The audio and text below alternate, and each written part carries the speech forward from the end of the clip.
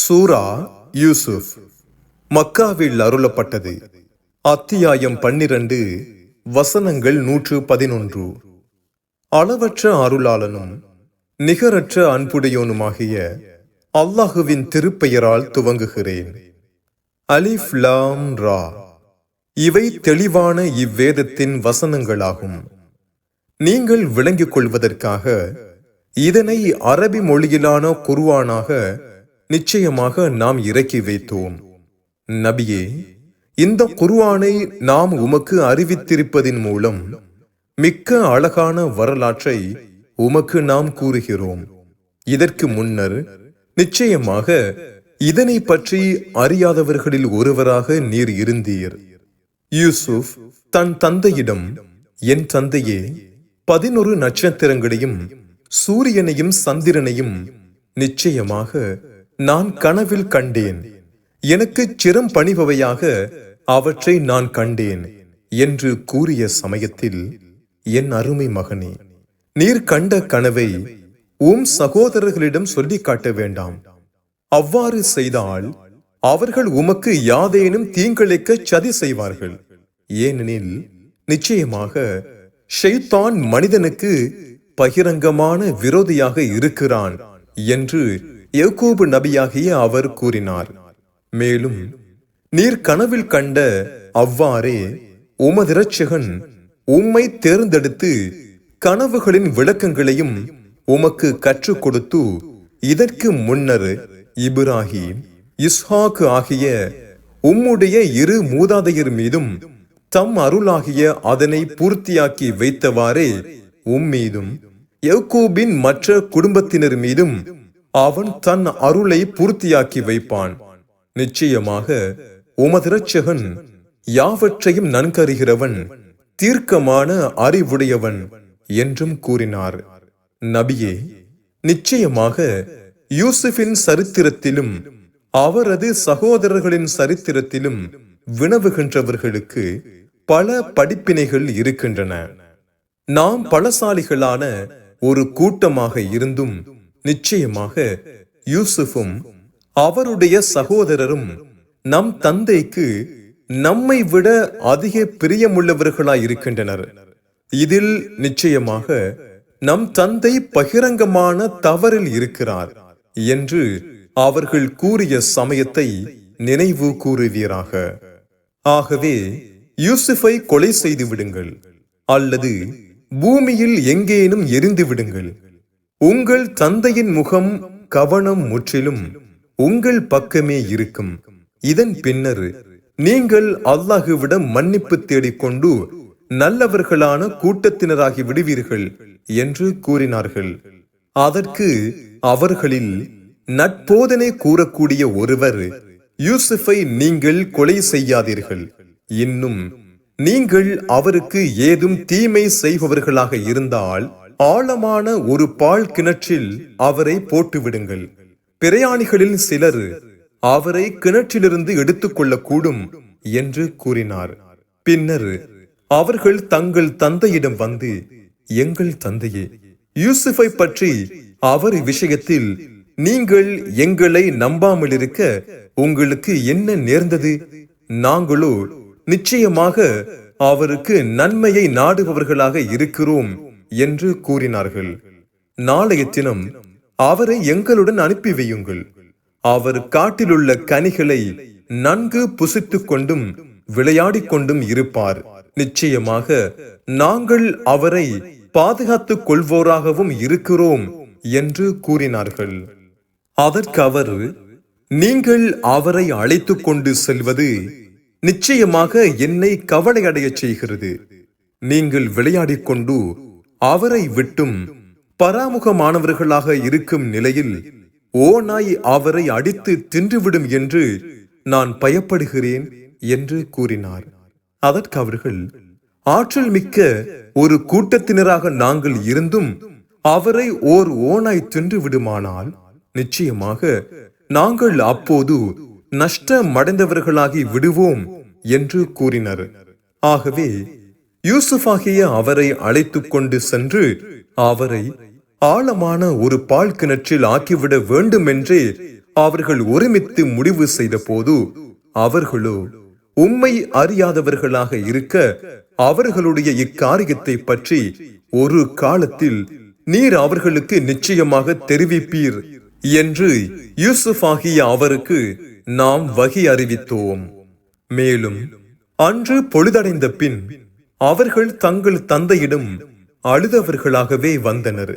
எங்கள் தந்தையே, நிச்சயமாக நாங்கள் ஒருவரை ஒருவர் முந்திக் கொண்டு சென்று விட்டோம். யூசுஃபை எங்கள் பொருட்களிடம் நாங்கள் விட்டுவிட்டோம். அப்போது அவரை ஓனாய் அடித்து தின்று விட்டது. நாங்கள் எவ்வளவு உண்மையாளர்களாக இருப்பினும் நீர் எங்களை நம்பக்கூடியவர் அல்லர் என்று கூறினார்கள். அன்றியும் தங்கள் கூற்றை பலப்படுத்த அவருடைய சட்டையில் ஆட்டின் பொய்யான இரத்தத்தை தோய்த்து கொண்டு வந்து காண்பித்தார்கள். இரத்தம் தோய்ந்த அச்சட்டை கிழியாதிருப்பதை கண்ட யாக்கூப் நபி அவர்கள், இல்லை, உங்கள் மனங்கள் ஒரு தீய காரியத்தை உங்களுக்கு அழகாக காண்பித்து விட்டன. ஆகவே அழகான பொறுமையை கடைபிடிப்பதுதான் நன்று. மேலும் நீங்கள் வர்ணிக்கின்றவற்றிலிருந்து யூசுஃபை ரட்சிக்க அல்லாஹுவே உதவி தேடப்படுபவன், அவனிடமே உதவி தேடுகிறேன் என்று கூறினார். பின்னர் அக்கிணற்றின் சமீபமாக ஒரு பிரயாண கூட்டமும் வந்தது. தங்களது தண்ணீர் கொண்டு வருபவரை தண்ணீருக்காக அவர்கள் அனுப்பினார்கள். அவர் தன் வாளியை அக்கிணற்றில் விட்டார். யூசுப் அதில் உட்கார்ந்து கொண்டார். அதை கண்டு, உங்களுக்கு ஓ நன்மாராயமே, இதோ ஓர் அழகிய சிறுவன் என்று யூசுஃபை சுட்டிக்காட்டி கூறினார். அவரை கண்ணுற்ற அவர்கள் தங்கள் வர்த்தக பொருளாக அவரை ஆக்கிக் கொள்ள கருதி மறைத்துக் கொண்டார்கள். மேலும் அவர்கள் செய்பவற்றை அல்லாஹ் நன்கறிகிறவன். மேலும் அவரை அவர்கள் அற்ப கிரயத்திற்கு விரல் விட்டு எண்ணப்படுகின்ற சொற்ப வெள்ளி காசுகளுக்கு விற்றுவிட்டார்கள். மேலும் அவர்கள் அதில் பற்றற்றவர்களாக இருந்தனர். யூசுஃபை வாங்கியவர் அவரை எகிப்துக்கு கொண்டு வந்து விற்றுவிட்டார். எகிப்தில் அவரை வாங்கியவர் தன் மனைவியிடம், நீர் அவர் தங்குமிடத்தை கண்ணியமாக வைத்துக்கொள், அவர் நமக்கு பயன் தரலாம், அல்லது அவரை நாம் சுவிகார புத்திரனாக எடுத்துக் கொள்ளலாம் என்று கூறினார். அவ்வாறே அந்த எகிப்து பூமியில் யூசுஃபுக்கு நாம் இடமளித்தோம். கனவுகளின் விளக்கங்களை அவருக்கு கற்பிப்பதற்காகவும் நாம் அவருக்கு இடமளித்தோம். அல்லாஹ் தன் காரியத்தில் யாவரையும் மிகைத்தவன். எனினும் மனிதர்களில் பெரும்பாலோர் இதனை அறிந்து கொள்ள மாட்டார்கள். இன்னும் அவர் தன் வாலிபத்தை அடைந்த பொழுது நாம் அவருக்கு சட்ட நுணுக்கத்தையும் கல்வியையும் கொடுத்தோம். இவ்வாறே நன்மை செய்வோருக்கு நாம் கூலி தருகிறோம். மேலும் அவர் எவளுடைய வீட்டில் இருந்தாரோ அவள் அவர் மீது காதல் கொண்டு தன் விருப்பத்திற்கிணங்குமாறு எல்லா கதவுகளையும் மூடிவிட்டு அவரை வாரும் என்றழைத்தாள்.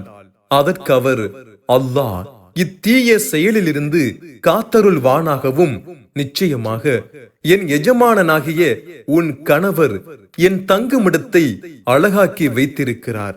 நிச்சயமாக இத்தகைய நன்மை செய்வோருக்கு துரோகம் செய்யும் அநியாயக்காரர்கள் வெற்றி பெற மாட்டார்கள் என்று கூறினார்.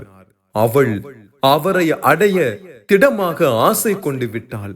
அவர் தன் இரட்சகனுடைய சான்றை கண்டிராவிடில் அவரும் அவள் மீது ஆசை கொண்டே இருப்பார். தீமையையும் மானக்கேடான செயல்களையும் அவரை விட்டும் நாம் திருப்பி விடுவதற்காக அவருக்கு இவ்வாறு எச்சரிக்கை செய்தோம். நிச்சயமாக அவர் தேர்ந்தெடுக்கப்பட்ட நம் அடியார்களில் உள்ளவராவார். யூசுப் அவளை விட்டு தப்பிக்க வெளியில் செல்ல ஓடினார்.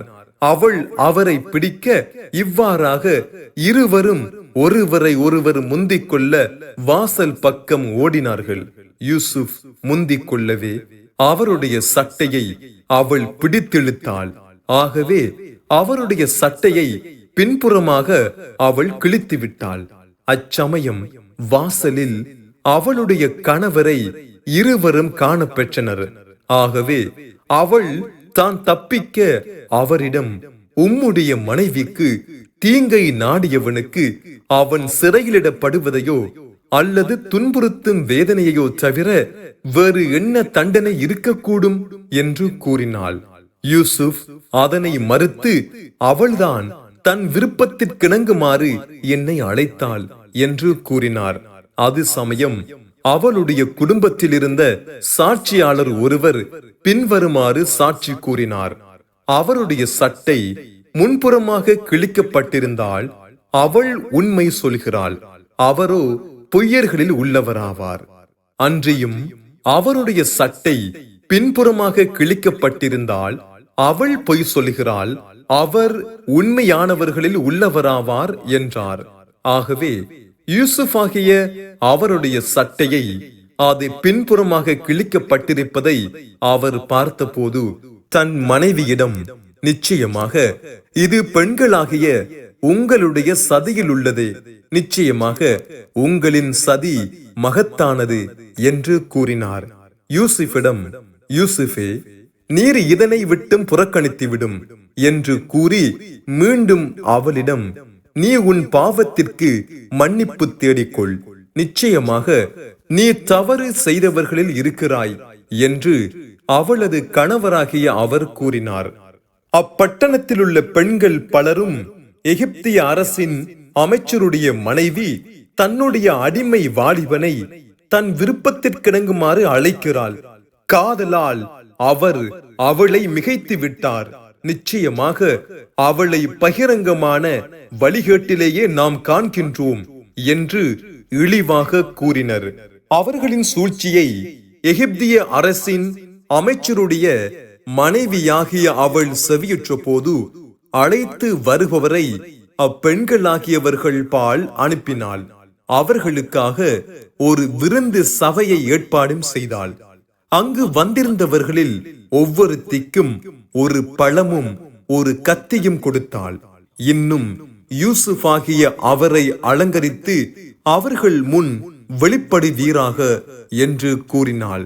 அப்பெண்களாகிய அவர்கள் அவரை பார்த்த பொழுது அவருடைய அழகில் மயங்கி அவரை மிக்க மேன்மையாக கண்டு தங்கள் கை விரல்களை அறுத்து கொண்டனர். மேலும், அல்லாஹ் பரிசுத்தமானவன், இவர் மனிதர் அல்ல, இவர் மேன்மைக்குரிய ஒரு மலக்கே தவிர வேறு இல்லை என்று கூறினார்கள்.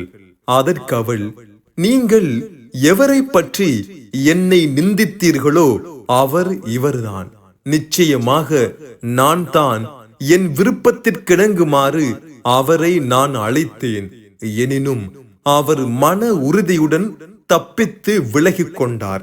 இனியும் நான் கட்டளையிடுகிறபடி அவர் செய்யாவிடில் நிச்சயமாக அவர் சிறையிலிடப்படுவார். மேலும் அவர் சிறுமைப்பட்டவர்களில் உள்ளவராக நிச்சயமாக ஆகிவிடுவார் என்று கூறினாள்.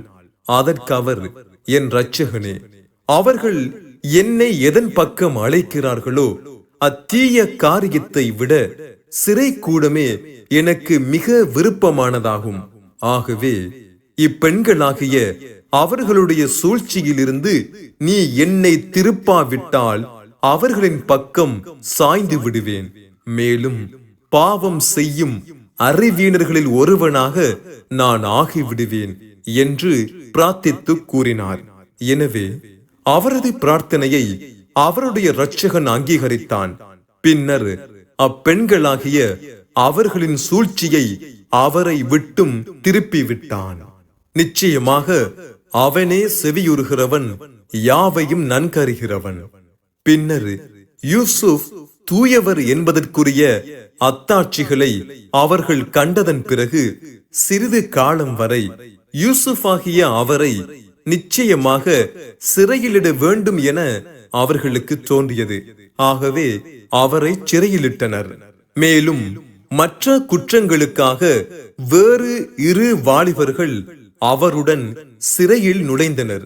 அவ்விருவரில் ஒருவன், நான் திராட்சையை பிழிந்து மதுரசம் தயார் செய்து கொண்டிருப்பதாக நிச்சயமாக என்னை நான் கனவில் கண்டேன் என்று கூறினான். மற்றவன், என் தலையின் மீது ரொட்டியை சுமந்து கொண்டிருக்க அதிலிருந்து பட்சிகள் கொத்தி புசிப்பதாக நிச்சயமாக என்னை நான் கனவில் கண்டேன் என்று கூறி இவற்றின் விளக்கத்தை எங்களுக்கு நீர் தெரிவிப்பீராக. நிச்சயமாக நாங்கள் உம்மை மிக்க ஞானமுடைய நல்லவர்களில் ஒருவராக காண்கிறோம் என்று யூசுஃபிடம் கூறினார்கள். அதற்கு யூசுப், நீங்கள் இருவரும் எதை உணவாக வழங்கப்படுகிறீர்களோ அது உங்கள் இருவருக்கும் வந்து சேரும் முன் அதன் விளக்கத்தை உங்கள் இருவருக்கும் நான் அறிவித்தே அல்லாது அந்த உணவு உங்கள் இருவருக்கும் வருவதில்லை. இவ்விரண்டுக்குரிய விளக்கமும் என் இரட்சகன் எனக்கு கற்றுக் கொடுத்தவற்றில் உள்ளவையாகும். அல்லாஹுவை விசுவாசிக்காத சமூகத்தாரின் மார்க்கத்தை நிச்சயமாக நான் விட்டுவிட்டேன். இன்னும் அவர்களே மறுமையை நிராகரிக்க கூடியவர்கள். அன்றியும் என்னுடைய மூதாதையர்களான இப்ராஹிம், இஸ்ஹாக், யாக்கூப் ஆகியோரின் மார்க்கத்தையே நான் பின்பற்றி விட்டேன். ஆதலால் அல்லாஹுவுக்கு எப்பொருளையும் நாங்கள் இணையாக்குவது எங்களுக்கு தகுமானதல்ல.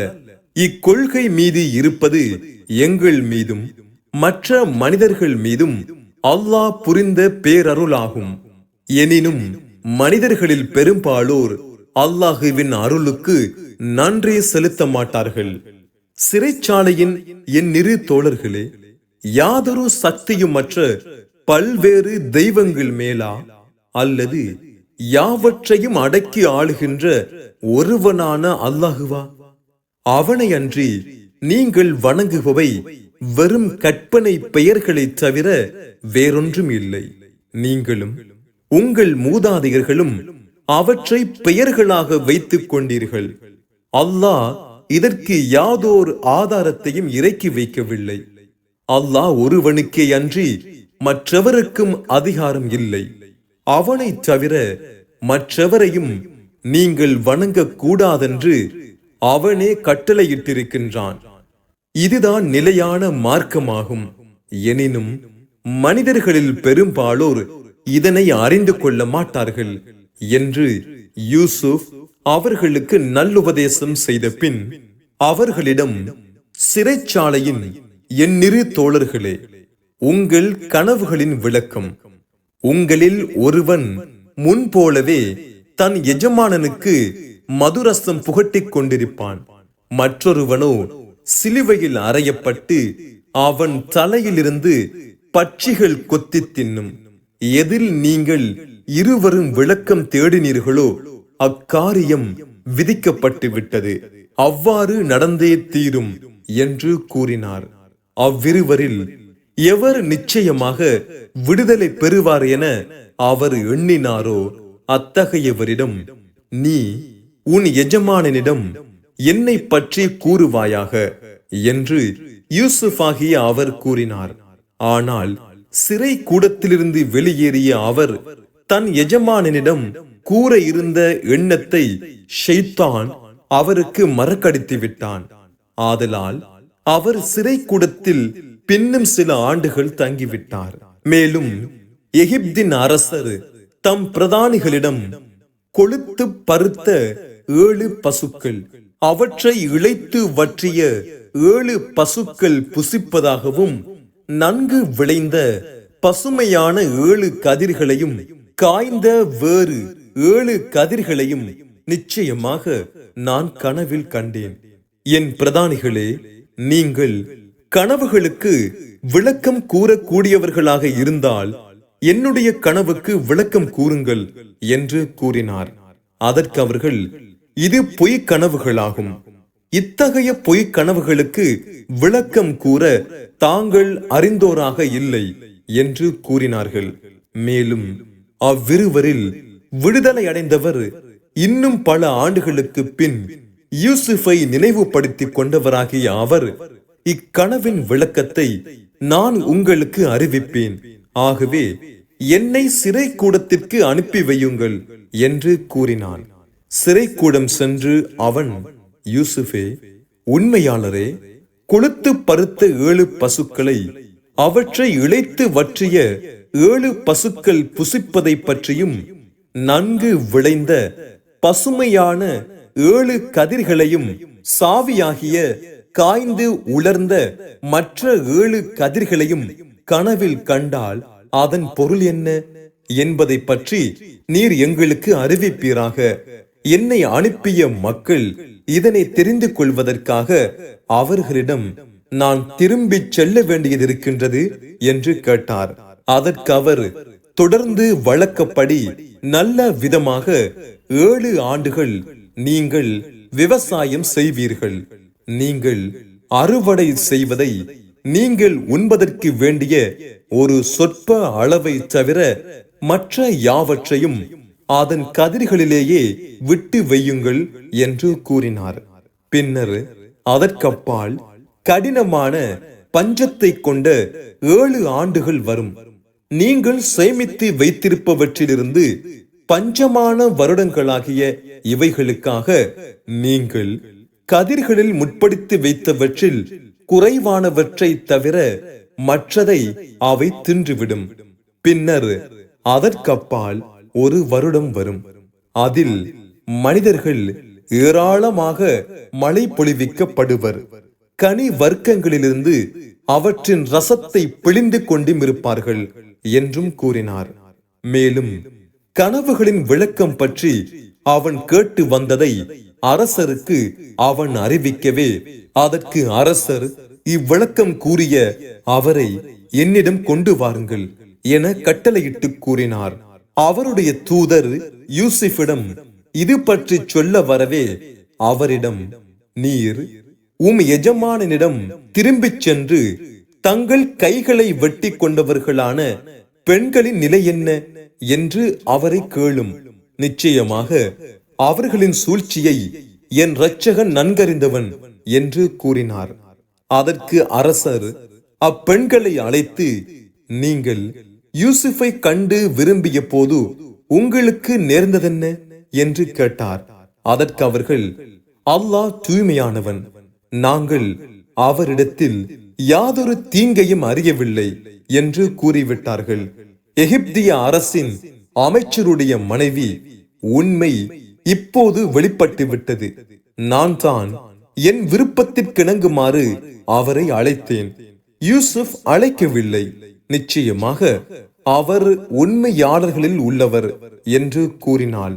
இதன் காரணம், நிச்சயமாக என்னை விட்டு அவரும் அவரை விட்டு நானும் மறைவாக இருந்த சமயத்தில் அவருக்கு நான் துரோகம் செய்யவில்லை என்பதையும், நிச்சயமாக அல்லாஹ் துரோகிகளின் சூழ்ச்சிக்கு வழிகாட்ட மாட்டான் என்பதையும் அவர் அறிந்து கொள்வதற்காகவே தான் என்றும், மேலும் நான் யூசுஃபின் மீது மோகம் கொள்ளவில்லை என்று கூறி என் மனதை நான் தூய்மைப்படுத்தவில்லை.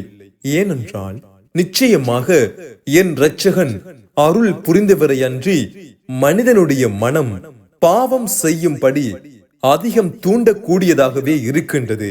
நிச்சயமாக என் இரட்சகன் மிக்க மன்னிப்பவன், மிக கிருபையுடையவன் என்று எகிப்திய அரசரின் அமைச்சருடைய மனைவி கூறினாள். சிறைச்சாலையில் இருக்கும் யூசுஃபின் ஞானத்தை அறிந்த அரசர் அவரை என்னிடம் அழைத்துக் கொண்டு வாருங்கள், எனக்கு மட்டும் பிரத்யேகமானவராக அவரை நான் அமர்த்திக் கொள்வேன் என்று கூறினார். ஆகவே சிறையிலிருந்து வெளியாகிய அவருடன் பேசிய பொழுது, நிச்சயமாக நீர் இன்றிலிருந்து நம்மிடம் பெரும் மதிப்பும் நம்பிக்கையும் பெற்றவராக இருக்கிறீர் என்று கூறினார். அதற்கு அவர், இந்த பூமியின் களஞ்சியங்களின் மீது நிர்வாகியாக என்னை ஆக்கிவிடும். நிச்சயமாக நான் அவற்றை பாதுகாக்க கூடியவன், நன்கறிந்தவன் என்று சொன்னார். அரசரும் அவ்வாறே செய்தார். இவ்வாறே யூசுஃபுக்கு பூமியில் அவர் விரும்பியவாறு வசித்துக் கொள்ள நாம் அவருக்கு வசதியளித்தோம். நாம் விரும்பியவர்களுக்கு இவ்வாறே நம் அருளை கிடைக்கும்படி செய்கிறோம். நன்மை செய்பவர்களின் கூலியை நாம் வீணாக்கி விடவும் மாட்டோம். மேலும் விசுவாசம் கொண்டு பயபக்தியுடையவர்களாகவும் இருந்தார்களே, அவர்களுக்கு மறுமையின் கூலியானது மிக மேலானதாக இருக்கும். மேலும் யூசுஃபின் சகோதரர்கள் எகிப்துக்கு வந்தனர். அவர்கள் யூசுஃபிடம் சென்றபோது அவர் அவர்களை அறிந்து கொண்டார். அவர்களோ அவரை அறியாதிருந்தனர்.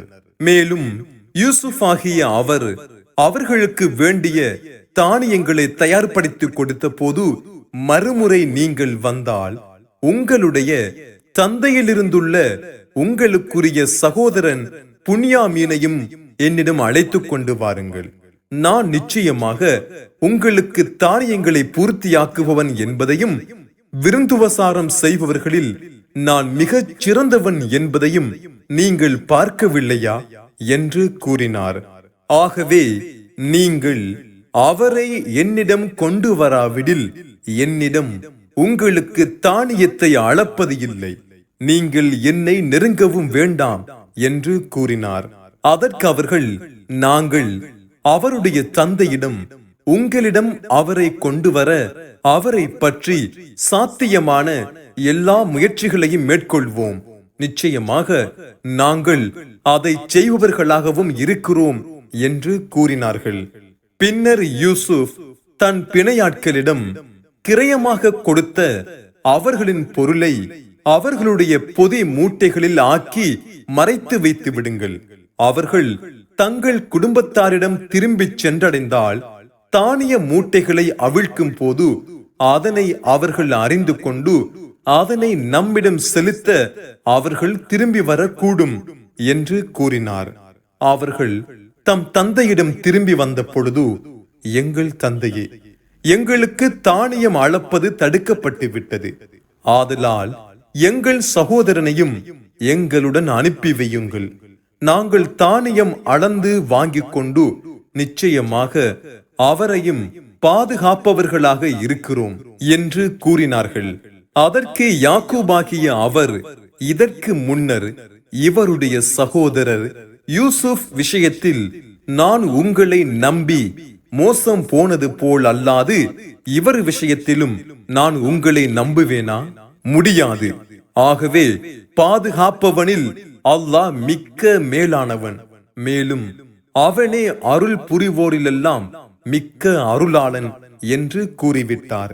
இன்னும் அவர்கள் தங்கள் பொருட்களை மூட்டைகளை அவிழ்த்த பொழுது அவர்கள் கிரயமாக கொடுத்த பொருளை அவர்களிடமே திருப்பப்பட்டு விட்டதைக் கண்டு, எங்கள் தந்தையே, இன்னும் நாங்கள் எதை தேடுவோம்? இதோ நாம் கிரயமாக கொடுத்த பொருள் நம்மிடமே திருப்பப்பட்டு விட்டது. ஆகவே புன்யாமீனையும் அழைத்துச் செல்ல அனுமதி தாருங்கள். நம் குடும்பத்திற்கு வேண்டிய தானியங்களையும் நாங்கள் வாங்கி வருவோம். எங்கள் சகோதரனையும் பாதுகாத்து வருவோம். அவருக்காகவும் ஓர் ஒட்டக சுமை தானியத்தை அதிகமாகவும் கொண்டு வருவோம். இவ்வாறு அவர்கள் அதிகமாக கொடுப்பது எளிதான தானிய அளவைதான் என்று கூறினார்கள். அதற்கு, உங்கள் யாவரையும் ஏதேனும் ஆபத்து சூழ்ந்து கொண்டால் அன்றி நிச்சயமாக அவரை என்னிடம் கொண்டு வருவீர்கள் என்று அல்லாஹுவின் மீது நீங்கள் யாவரும் எனக்கு உறுதிமொழி கொடுக்கும் வரை நான் அவரை உங்களுடன் அனுப்பவே மாட்டேன் என்று யாக்கோபு நபியாகிய அவர் கூறினார். ஆகவே அவர்கள் அவ்வாறு அவருக்கு உறுதிமொழி கொடுக்கவே, அதற்கு அவர், நாம் பேசிக் கொண்டதற்கு அல்லாஹுவே கண்காணிப்பவனாக இருக்கிறான் என்று கூறினார். இன்னும் அவர்களிடம், என் அருமை மக்களே, எகிப்தினுள் ஒரே வாசலில் நுழையாதீர்கள், வெவ்வேறு வாசல்களில் நுழையுங்கள். அல்லாஹுவிடமிருந்து ஏற்படவிருக்கும் எந்த ஒன்றை விட்டும் உங்களை நான் தடுத்து விடவும் முடியாது. ஏனென்றால் சகல அதிகாரம் அல்லாஹுவுக்கே அன்றி வேறெவருக்கும் இல்லை. உங்கள் யாவரையும் அவனிடமே ஒப்படைத்து முழுமையாக அவன் மீது நம்பிக்கை வைத்து விட்டேன். ஆகவே முழுமையாக நம்பிக்கை வைக்கிறவர்கள் இவ்வாறே அவன் மீதே முழுமையாக நம்பிக்கை வைக்கவும் என்றார்.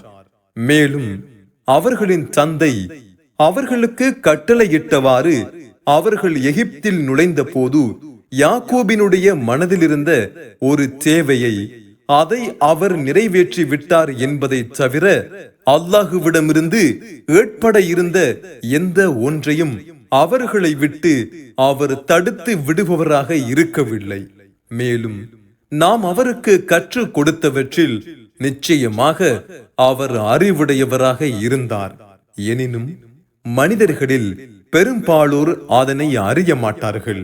மேலும் யூசுஃபிடம் அவர்கள் நுழைந்த பொழுது அவர்கள் சகோதரன் புன்யாமீனை தனியாக அழைத்து தன்பால் ஒதுக்கிக் கொண்டு, நிச்சயமாக நான் தான் உம்முடைய சகோதரன் யூசுப்.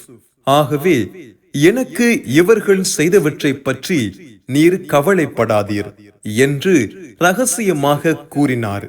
பின்னர் அவர்களுக்கு வேண்டிய தானியங்களை தயார் செய்த பொழுது தன்னுடைய சகோதரன் புன்யாமீனுடைய சுமையில் ஒரு பொற்குவளையை ஆக்கிவிட்டார். பின்னர் அவர்கள் சிறிது தூரம் செல்லவே, ஓ ஒட்டக கூட்டத்தார்களே, நிச்சயமாக நீங்கள் திருடர்களே என்று ஓர் அறிவிப்பாளர் அறிவித்தார். அதற்கு அவர்கள் இவர்களை முன்னோக்கி வந்து, நீங்கள் எதை இழந்து விட்டீர்கள் என்று கேட்டார்கள். அதற்கு அவர்கள், அரசருடைய ஒரு பொற்குவளையை நாங்கள் இழந்து விட்டோம். மேலும் அதனை எவர் தேடிக்கொண்டு வந்த போதிலும் அவருக்கு ஒரு ஒட்டக சுமை தானியம் வெகுமதி உண்டு. இதற்கு நானே பொறுப்பாளியாவேன் என்று அவர்களில் ஒருவன் கூறினான். அதற்கு அவர்கள், அல்லாஹுவின் மீது சத்தியமாக நாங்கள் இப்பூமியில் குழப்பம் செய்வதற்காக வரவில்லை என்பதை திட்டமாக நீங்களும் நன்கறிந்திருக்கிறீர்கள். அன்றியும் நாங்கள் திருடர்களாக இருந்ததுமில்லை என்று கூறினார்கள். அதற்கு அவர்கள், நீங்கள் இதில் பொய்யர்களாய் இருந்தால் அதற்குரிய தண்டனை என்ன என்று கேட்டனர். இதற்குரிய தண்டனையானது எவனுடைய சுமையில் அது காணப்படுகிறதோ அப்போது அவனே அதற்குரிய தண்டனையாகும்.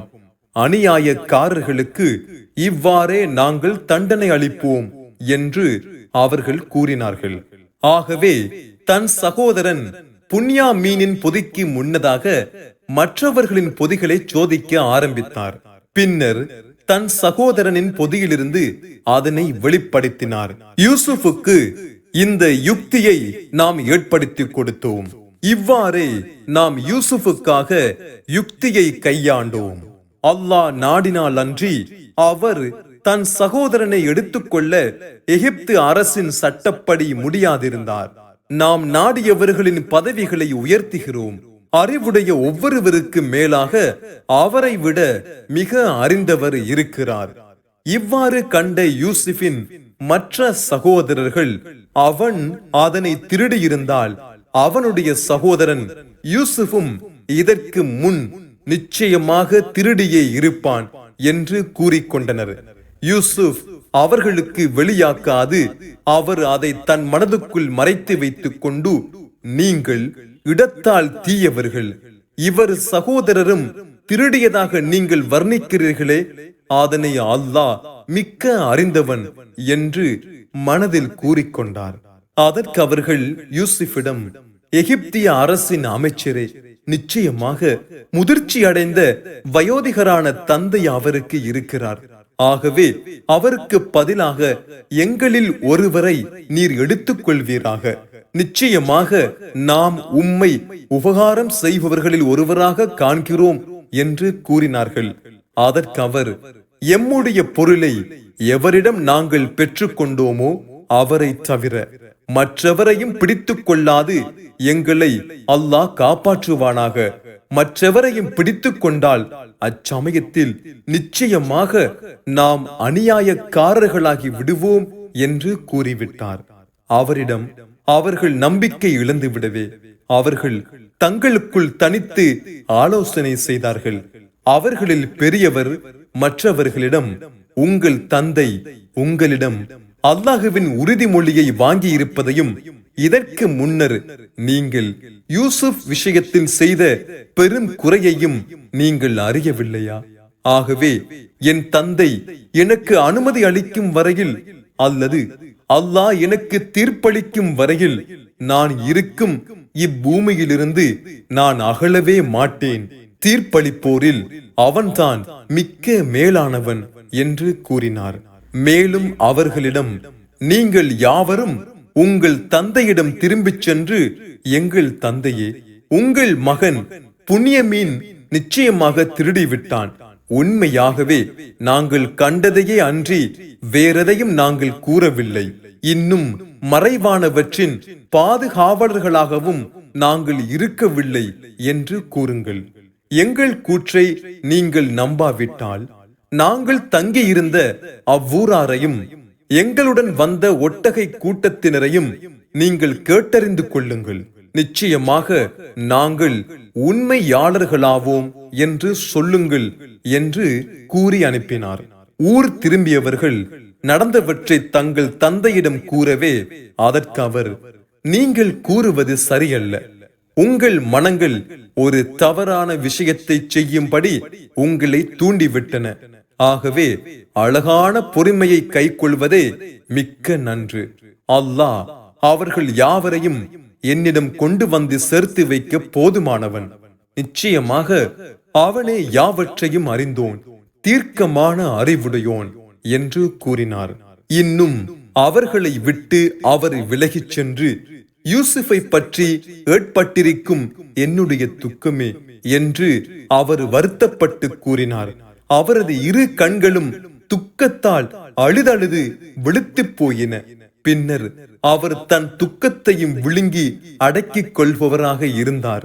இதனை கண்ட அவருடைய மக்கள், தந்தையே, அல்லாஹுவின் மீது சத்தியமாக நீங்கள் யூசுஃபை நினைத்து நினைத்து இளைத்தவராக நீர் ஆகிவிடும் வரை, அல்லது அழிந்து விடுவோரில் நீர் ஆகிவிடும் வரை யூசுஃபை நினைத்துக் கொண்டே இருப்பீர் என்று கடிந்து கூறினார்கள். இதனை கண்ட அவருடைய மக்கள், தந்தையே, அல்லாஹுவின் மீது சத்தியமாக நீங்கள் யூசுஃபை நினைத்து நினைத்து இளைத்தவராக நீர் ஆகிவிடும் வரை, அல்லது அழிந்து விடுவோரில் நீர் ஆகிவிடும் வரை யூசுஃபை நினைத்துக் கொண்டே இருப்பீர் என்று கடிந்து கூறினார்கள். அதற்கு அவர், என்னுடைய துக்கத்தையும் கவலையையும் நான் முறையிடுவதெல்லாம் அல்லாஹுவிடமேதான். நீங்கள் அறியாதவற்றையும் அல்லாஹுவின் புறத்திலிருந்து நான் மிக்க அறிந்திருக்கிறேன் என்று கூறினார். என்னுடைய மக்களே, நீங்கள் செல்லுங்கள். பின்னர் யூசுஃபையும் அவரது சகோதரரையும் துருவி தேடுங்கள். அல்லாஹுவின் அருளிலிருந்து நீங்கள் நம்பிக்கை இழந்து விடாதீர்கள்.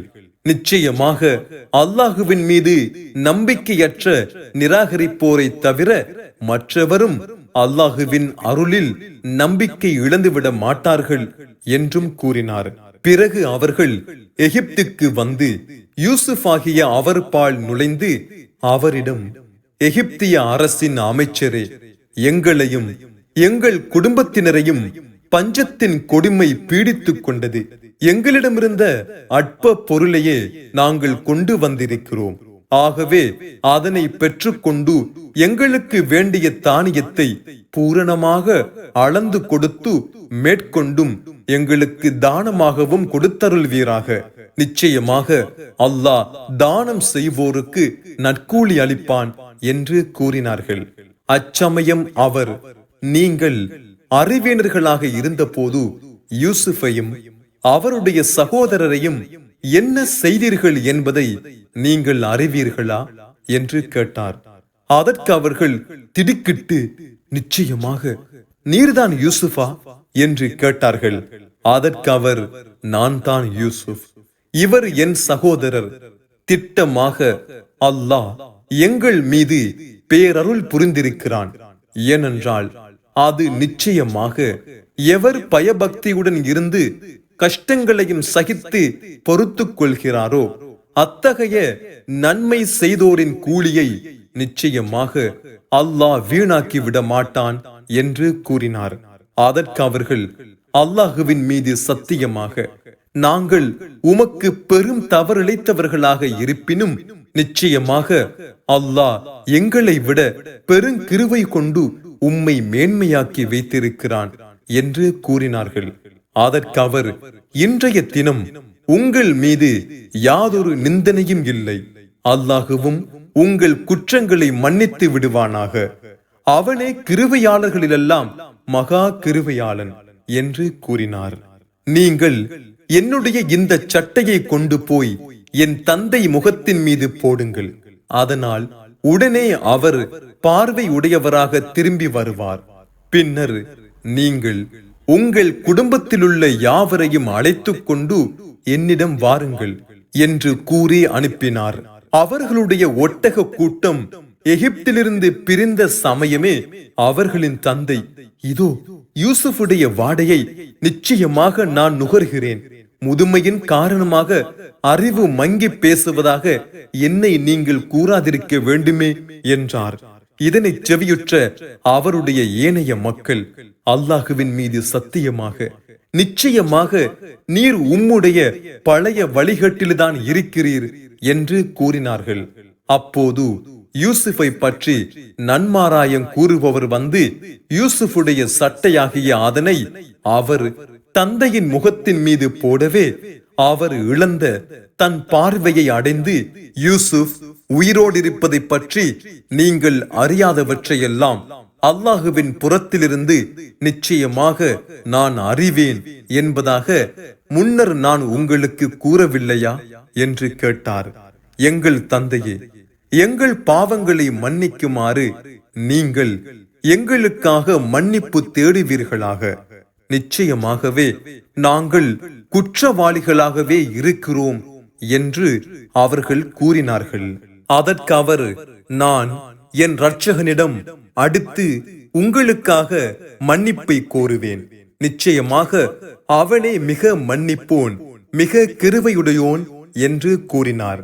அவர்கள் யூசுஃபிடம் எகிப்துக்கு வந்து நுழைந்த பொழுது அவர் தன் தாய் தந்தையை மிக்க மரியாதையுடன் வரவேற்று தன் பக்கம் சேர்த்து கொண்டு, அல்லாஹு நாடினால் நீங்கள் அச்சமற்றவர்களாக எகிப்தில் நுழையுங்கள் என்றும் கூறினார்.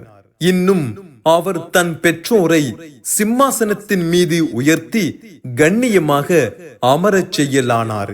எகிப்தின் அதிபதியாக இருந்த அவருக்கு அக்கால முறைப்படி அவர்கள் அனைவரும் சிரம் பணிந்தவர்களாகவும் விழுந்தார்கள். அச்சமயம் யூசுப் தன் தந்தையிடம், என் தந்தையே, முன்னர் நான் கண்ட கனவின் விளக்கம் இதுதான். என் இரட்சகன் அதனை திட்டமாக உண்மையாக்கி விட்டான். எவருடைய சிபாரிசுமின்றியே சிறை கூடத்திலிருந்து என்னை அல்லாஹுவாகிய அவன் வெளியேற்றிய போது அல்லாஹ் எனக்கு திட்டமாக பேருபகாரம் புரிந்து விட்டான். எனக்கும் என் சகோதரர்களுக்கும் இடையில் ஷைத்தான் பிரிவினையை உண்டு பண்ணிய பின்னரும் உங்கள் யாவரையும் கிராமப்புறத்திலிருந்து என்னிடம் கொண்டு வந்துள்ளான். நிச்சயமாக என் இரட்சகன் தான் நாடியதை மிக நுட்பமாக செய்கின்றவன். நிச்சயமாக அவனே யாவற்றையும் நன்கறிந்தோன், தீர்க்கமான அறிவுடையோன் என்றார். அன்றி என் இரட்சகனே, நிச்சயமாக நீ எனக்கு ஓர் ஆட்சியையும் தந்தருள் புரிந்து கனவுகளின் விளக்கங்களையும் எனக்கு கற்பித்தாய். வானங்களை மற்றும் பூமியை படைத்தவனே, இம்மையிலும் மறுமையிலும் நீயே என் பாதுகாவலன். முற்றிலும் உனக்கு கீழ்ப்படிந்த முஸ்லிமானவனாக என்னை நீ கைப்பற்றிக் கொள்வாயாக. நல்லோர்களுடன் என்னையும் சேர்த்தருள்வாயாக என்று பிரார்த்தித்தார். நபியே, இது நீர் அறியாத மறைவான செய்திகளில் உள்ளதாகும். இதை உமக்கு நாம் வஹி மூலமே அறிவிக்கிறோம். இன்னும் அவர்கள் சூழ்ச்சி செய்கிறவர்களாக யூசுஃபை கிணற்றில் தள்ள வேண்டுமென்று தங்கள் காரியத்தில் முடிவெடுக்க ஒருமித்த போது நீர் அவர்களிடத்தில் இருக்கவும் இல்லை. நீர் எவ்வளவுதான் பேராவல் கொண்டாலும் அம்மனிதர்களில் பெரும்பாலோர் அல்லாஹுவை விசுவாசம் கொள்பவர்களாக இல்லை. இதற்காக நீர் அவர்களிடத்தில் யாதொரு கூலியையும் கேட்பதில்லை. அகிலத்தாருக்கும் இது ஒரு நல்லுபதேசமே தவிர வேறு இல்லை. இன்னும் வானங்களில் மற்றும் பூமியில் எத்தனையோ அத்தாட்சிகள் இருக்கின்றன. ஆனால் அவற்றை சிந்திக்காது புறக்கணித்தவர்களாகவே அவற்றின் பக்கம் அவர்கள் அனுதினமும் செல்கின்றனர். மேலும் அவர்களில் பெரும்பாலோர் அவர்கள் இணை வைக்கிறவர்களாகவே தவிர அல்லாஹுவை விசுவாசிப்பதில்லை. அவர்களை சூழ்ந்து கொள்ளக்கூடிய அல்லாஹுவின் வேதனை அவர்களிடம் வந்து விடுவதை பற்றியும் அல்லது அவர்கள் அறியாத நிலைமையில் திடுக்கூறாய் அவர்களுடைய முடிவு காலமான மறுமை அவர்களுக்கு வந்து விடுவதை பற்றியும் அவர்கள் அச்சமற்றிருக்கின்றனரா? நபியே, நீர் கூறுவீராக, இதுவே எனது நேரான வழியாகும். நான் உங்களை அல்லாஹுவின் பக்கம் அழைக்கிறேன். தெளிவான ஆதாரத்தின் மீதே நானும் என்னை பின்பற்றியவர்களும் இருக்கிறோம். அல்லாஹ் மிக பரிசுத்தமானவன். நான் அவனுக்கு இணை வைப்போரில் உள்ளவனும் அல்லன். உமக்கு முன்னர் ஊர்வாசிகளிலுள்ள மனித இனத்தவர்களில் ஆடவர்களை அல்லாமல் மலக்குகளை நாம் தூதர்களாக அனுப்பவில்லை. அவர்களுக்கு நம்முடைய கட்டளைகளை வஹி மூலம் அறிவிக்கின்றோம். அவர்கள் பூமியில் பிரயாணம் செய்யவில்லையா? அவ்வாறு பிரயாணம் செய்தால் அவர்களுக்கு முன்னிருந்தவர்களின் முடிவு எப்படி ஆயிற்று என்பதை அவர்கள் கண்டு கொள்வார்கள். மறுமையின் வீடோ பயபக்தி உடையோர்களுக்கு மிக்க மேலானது. நீங்கள் விளங்கிக் கொள்ள மாட்டீர்களா? நபியே, எந்த சமூகத்தார் மீதும் தண்டனையை நாம் துரிதப்படுத்தவில்லை. எதுவரையெனில் தம் சமூகத்தவர்கள் விசுவாசம் கொள்ளவே மாட்டார்கள் என அத்தூதர்கள் நிராசை அடைந்து நிச்சயமாக நாம் அவர்களால் பொய்ப்படுத்தப்பட்டு விட்டோம் என அவர்கள் உறுதி கொண்டு விட்டனர். அப்போது அவர்களுக்கு நம்முடைய உதவி வந்தது. பின்னர் நாம் நாடியவர்கள் காப்பாற்றப்பட்டனர். குற்றவாளிகளான சமூகத்தாரை விட்டும் நம் தண்டனை நீக்கப்படவும் மாட்டாது. அறிவுடையோருக்கு நபிமார்களாகிய இவர்களுடைய வரலாற்றில் நல்லதொரு படிப்பினை திட்டமாக இருக்கிறது. இந்த குர்ஆன் பொய்யாக கற்பனை செய்யப்படுகின்ற செய்தியாக இருந்ததில்லை. ஆயினும் இதற்கு முன்னுள்ள வேதத்தை உண்மையாக்கி வைத்து ஒவ்வொரு விஷயத்தையும் விவரித்து கூறுவதாகவும் இருக்கிறது. அன்றியும் விசுவாசம் கொண்டோருக்கு நேர் வழியாகவும் அருளாகவும் இருக்கிறது.